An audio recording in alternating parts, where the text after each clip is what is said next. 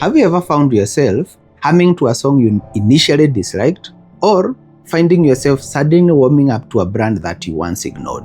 That's the power of repeated exposure at work, and it's a strategy that you can use, and once you use it, it can have a big difference in your business, helping you generate more leads and close more deals. The theory of repeated exposure shows that the more we encounter something, the more we tend to like it.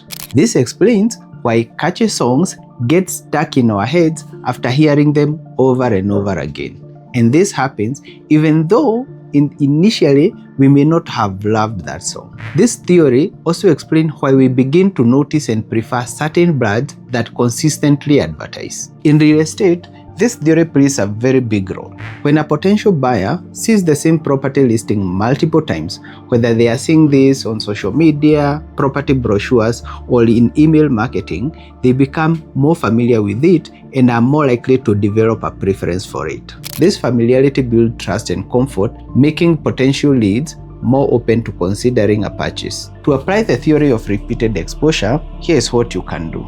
First, you need to be able to create consistent branding. So make sure that your logo, your colors, and your messaging is very memorable so that potential buyers can easily recall after seeing them once or twice, and in certain times, they are able to recall them after seeing them repeatedly. Secondly, use social media to post property listings multiple times.